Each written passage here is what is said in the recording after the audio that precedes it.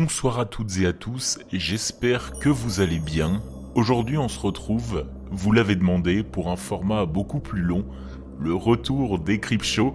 J'ai dû moi-même trier, regarder dans les archives pour savoir à quel numéro, quelle édition nous en étions. Eh bien, c'est le 37e épisode, et c'est pas le dernier, hein, ça va suivre derrière. Vous l'avez demandé en masse, je vous ai fait voter sur les réseaux sociaux, et il y avait quasiment pas photo. On était à du 75% d'avis favorables pour les Creepshow. Le pendant négatif à cela, c'est que il n'y aura plus qu'un épisode par semaine, mais il sera beaucoup plus long, donc c'est pas pour déplaire à certains d'entre vous en tout cas. Le format des émissions sera évolutif, vous aurez toujours une histoire au début de chaque épisode avec au préalable des remerciements. C'est pourquoi je vous invite, si vous voulez être notifié, à venir m'écrire sur Insta, sur Facebook et surtout m'attribuer une revue sur les applications de streaming. Et c'est ce que je vais faire par la suite, vous lire. Vous l'aurez compris, si vous voulez passer dans le Creepshow, il suffit de me laisser une note ou quelques commentaires sur les réseaux sociaux. Le Creepshow, la réunion du frisson, c'est un concept également, c'est-à-dire une émission où vous intervenez, dans laquelle vous prenez la parole. C'est pourquoi je vous invite vivement, comme vous allez l'entendre dans cet épisode et dans le prochain, à me faire parvenir vos témoignages. Le mieux, c'est quand c'est vos voix, quand on peut les entendre. On le sait, tout le monde n'est pas narrateur, mais tout le monde a une bonne histoire à partager. Alors je vous invite, comme l'auditeur de ce soir, à venir partager vos expériences dans mes mails ou sur les réseaux sociaux. Je suis le plus actif sur Instagram. Pour chaque épisode de Creepshow, comme à l'ancienne, une première partie de remerciements, une seconde partie dédiée à une histoire, une troisième, si c'est possible, à une interview ou bien à un témoignage, et une partie recommandation ou bien actualité. Cela dépendra de la matière que j'ai au moment de tourner l'épisode. Maintenant que je vous ai fait les présentations, j'aimerais souligner les avis. La première partie, alors le premier avis, témoignage que j'ai reçu, il provient de Hazel0709 le 1er décembre 2022 sur Apple Podcast. Je le cite, une voix narratrice exceptionnelle, des histoires frissonnantes, c'est un podcast d'horreur juste excellent. Dès que je vois un nouvel épisode sortir, je me jette sur mon téléphone et à chaque fois je ne suis pas déçu, continuez comme ça, ça fait plaisir. Comme j'avais fait la blague sur Instagram, fais attention à pas te jeter trop fort. En tout cas, ça fait super plaisir de lire ce genre de commentaires. Merci Hazel. Deuxième commentaire, celui de Victoire Princesse, qui nous dit qu'elle écoute tout le temps, dès qu'il y a un nouveau épisode aussi, qui se jette sur ses écouteurs. Décidément, tout le monde se jette et qu'elle aime énormément le podcast. Merci Victoire. Dernier remerciement, et là ça vient d'Instagram et de Facebook, c'est à une jeune auditrice, 9 ans, qui va à l'école Saint-Louis, une Québécoise. On vous aime, nos amis québécois, j'aime le rappeler à chaque fois. C'est à Montréal que le podcast s'est réellement développé, c'est presque là qu'il est né. Alors c'est un plaisir de remercier Rose Mika et son papa JP qui se reconnaîtra. Si vous voulez une dédicace, vous l'avez compris, vous m'envoyez un message sur les réseaux sociaux ou par mail. Continuons ce soir à foncer tout droit vers l'horreur avec une histoire qui va nous faire flipper. Une histoire particulière, un témoignage. Alors pas d'un auditeur que j'ai glané sur internet en revanche, un véritable témoignage sur une maison hantée dans un parc d'attractions. Perso, j'ai toujours eu le flip, je vous en parlerai derrière, je vais vous la lire et je la commenterai par la suite. Depuis 12 ans, je travaille comme acteur pour une attraction locale de maison hantée. C'est vraiment sympa car j'ai l'occasion d'incarner divers personnages d'horreur et de jouer différentes scènes. Bien que les visites que nous organisons soient clairement fictives, il y a beaucoup de choses qui se passent dans les coulisses qui ne le sont pas. Je dois d'abord expliquer que le bâtiment dans lequel nous faisons ces visites est extrêmement vieux et était autrefois une école primaire. Nous avons vidé la partie du bâtiment qui contenait des salles de classe et l'avons construite selon nos désirs. C'est là que nous avons commencé à avoir des expériences bizarres. Il y a beaucoup de phénomènes que l'on peut ignorer, comme se sentir observé ou entendre des bruits de pas dans des endroits où il n'y a personne. Et puis, il y a des choses qui ne sont pas si faciles à écarter. Par exemple, un soir, un membre travaillait tout seul pour brancher notre système de son. Il n'avait même pas encore branché les grands haut-parleurs lorsqu'il a déclaré qu'un fort et profond grognement les a traversés. Cela l'a tellement terrifié qu'il est sorti en courant du bâtiment et n'a pas voulu y retourner, même pour fermer à clé, jusqu'à ce qu'un autre membre de l'équipe ne vienne l'accompagner. Il n'a plus jamais travaillé seul dans le bâtiment. D'autres activités paranormales semblent ludiques et enfantines, comme entendre des petits rires et des chuchotements dans les couloirs et dans les pièces vides. Des objets se sont également déplacés de l'endroit où nous les avions placés la fois d'avant. Une année, j'étais dans un fauteuil à bascule duquel je sautais lorsqu'un groupe apparaissait. Le problème avec cette rocking chair, c'est qu'il s'agissait plutôt d'un planeur et qu'il était cassé. Je devais utiliser beaucoup de force pour que le fauteuil bascule en arrière. Juste avant le spectacle, j'étais assis sur cette chaise complètement cassée, me préparant mentalement pour la nuit à venir. J'étais complètement seul lorsque j'ai senti quelqu'un s'agripper au dossier de la chaise et la tirer brutalement en arrière. Je me suis senti voler avec la chaise et j'ai honnêtement cru que j'allais tomber. Heureusement, je n'ai pas basculé et dès que je me suis stabilisé, je me suis retourné pour voir rapidement qui avait fait cela. La pièce dans laquelle je me trouvais était grande et personne ne pouvait sortir de cette pièce sans que je les voie s'enfuir dans la fraction de seconde qu'il m'a fallu pour regarder derrière moi. Il n'y avait personne et j'ai été soudainement couvert de chair de poule. Il n'y avait personne dans les environs de ma pièce à ce moment-là. Plus tard, dans la même nuit, les lumières autour étaient éteintes. Seule une faible lueur éclairait mon siège. Et un groupe venait de quitter ma pièce lorsque j'ai remarqué une petite silhouette dans le coin le plus à droite. Elle ressemblait à un petit enfant, accroupi, qui regardait droit dans ma direction. Et j'ai eu immédiatement la crainte qu'un enfant ait été oublié par le groupe précédent. Alors que je me dirigeais vers la silhouette pour lui demander si elle allait bien, le stroboscope au-dessus de moi a clignoté et la silhouette a complètement disparu. La même année, mais une nuit différente, j'étais à nouveau assis sur ma chaise à attendre le groupe suivant lorsque quelqu'un ou quelque chose a grogné dans mon oreille. C'était si fort que mon oreille a sifflé et quand je me suis retourné pour voir ce que c'était, il n'y avait rien d'autre qu'une pièce vide. J'ai changé de pièce l'année suivante et je n'ai pas connu autant de phénomènes effrayants. Il n'y a pas beaucoup de choses que j'ai pu découvrir sur l'histoire du bâtiment, mais je suis tellement curieux de savoir ce qui pourrait être la cause de toutes ces bizarreries. Ça fait froid dans le dos, n'est-ce pas ? Je vous le dis sincèrement, je n'ai jamais osé rentrer dans une maison hantée.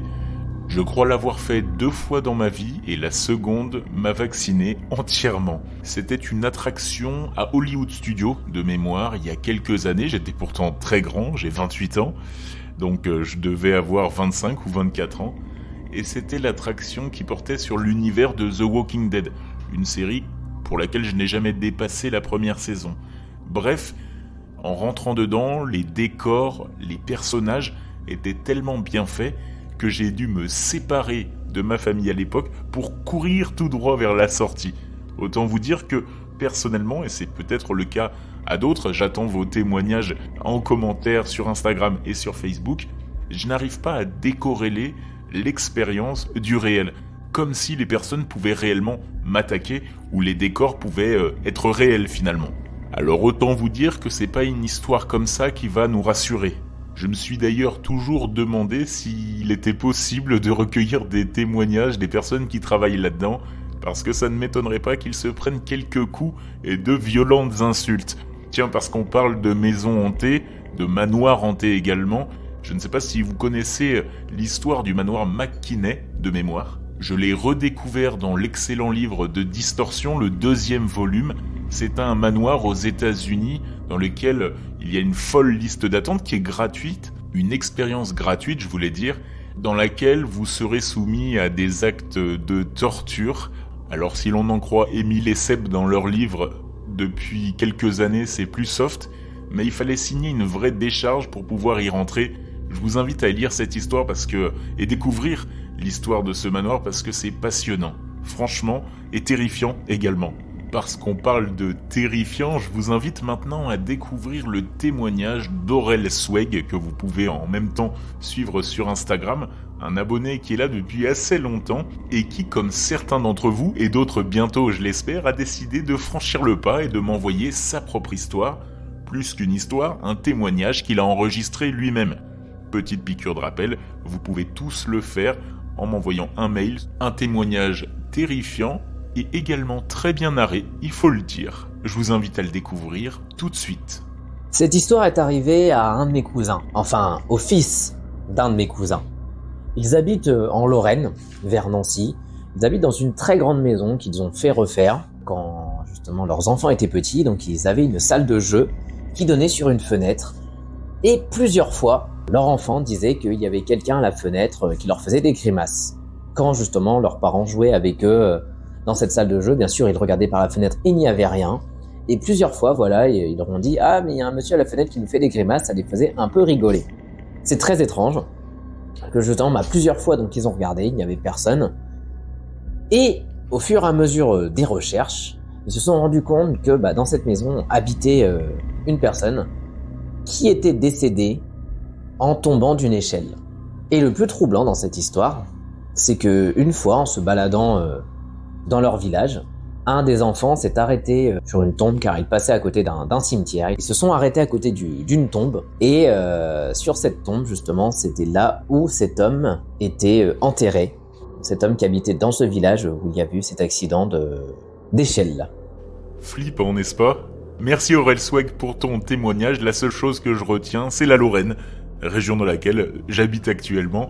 S'il y a des fans du podcast qui habitent dans les environs de Nancy, Thionville, Metz ou alentours, je vous invite pourquoi pas à faire un meet-up bientôt. Pour l'anecdote, j'en ai déjà rencontré un qui est devenu un bon ami aujourd'hui dans ma région, donc je vous invite pourquoi pas à me le dire en MP. Nous en sommes déjà à la dernière partie, la partie qui est dédiée à l'actualité ou à mes recommandations. Et pour ce 37e Crip Show, on a les deux. La première, la recommandation. Je vous connais, je connais également l'audience du podcast et de l'horreur en général. Je suis certain que vous ne m'avez pas attendu pour foncer la voir. Cette vidéo de 2h30 d'un youtubeur que vous connaissez, j'en suis sûr, parce que j'en ai déjà parlé dans le podcast, Feldup a sorti sa dernière partie des horreurs de YouTube et franchement, ça vaut le coup. J'en ai appris pas mal aussi. Après, comme il le dit en début de vidéo, c'est plutôt rassurant que tous ces faits, je ne les connaissais pas avant sa vidéo, puisque ils sont vraiment très dérangeants et peuvent provoquer, comme il le dit très bien dans toutes ses vidéos, des traumas. En tout cas, je vous invite vivement à aller la regarder. 2 heures et quelques, 2h30, 2h40, c'est très long, mais ça vaut absolument le coup. D'autant qu'il faut le soutenir, parce que cette vidéo est clairement démonétisée. Alors allez la découvrir et la partager. J'attends également vos recommandations de vidéos, de chaînes YouTube ou d'histoires à découvrir en MP et je les partagerai dans le prochain Crip Show bien entendu. J'ai hâte de lire vos lignes. Et lignes, il va en être question tout de suite. Pour ceux qui me suivent sur Instagram, vous avez certainement découvert cette histoire. Pour les plus curieux, vous avez appuyé sur voir plus pour la lire intégralement. Je parle de lignes de cocaïne. Oui, je vais pas vous parler de drogue, mais d'une histoire assez, unique, exceptionnelle, cocasse, qui a inspiré un film qui sortira aux États-Unis le 24 février 2023. On ne connaît pas encore la date de sortie en France, mais on l'attend vivement parce que ça a l'air d'être une comédie horrifique détonnante. Le nom du film, Cocaine Beer. Pour les moins anglophones d'entre vous, on peut comprendre comme l'ours cocaïne, tout simplement. C'est la société de production cinématographique américaine Universal Pictures qui a dévoilé 7 bandes annonces de ce film déjanté. C'est l'un des derniers qui a été tourné par Ray Liotta avant sa mort. Pour info, Ray Liotta, petit point culture, il a aussi tourné Les Affranchis ou Hannibal, donc c'est du lourd. Cocaine Beer est donc un film inspiré d'une histoire vraie qui s'est déroulée il y a près de 40 ans et qui avait, vous l'avez deviné, un animal, l'ours, comme protagoniste principal. Pour vous planter le décor, nous sommes en Géorgie, dans un état des États-Unis, en décembre 1985. Le corps sans vie d'un ours brun est retrouvé, inanimé. Des analyses de sang mettront en lumière qu'il avait 3 à 4 grammes juste avant de mourir, mais qu'il en avait probablement pris davantage. Lorsqu'il est découvert par les agents, l'animal est déjà mort, d'une overdose, évidemment, depuis quelques semaines. La drogue, d'où venait-elle ? Elle avait plu du ciel, ou plus précisément d'un avion. En effet, l'ancien policier et trafiquant de drogue Andrew Thornton l'avait jetée en septembre avec l'intention de la reprendre un peu plus tard. Thornton s'était jeté de l'avion, mais n'avait pas eu la même chance, lui n'avait pas survécu. Son corps a été retrouvé quelques jours plus tard dans le jardin d'une maison du Tennessee voisin, avec 27 autres kilogrammes de cocaïne sur lui, trop pour le parachute qu'il avait.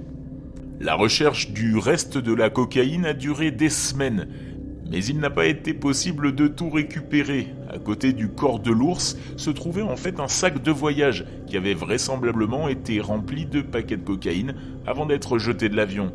Un sac qui était désormais vide.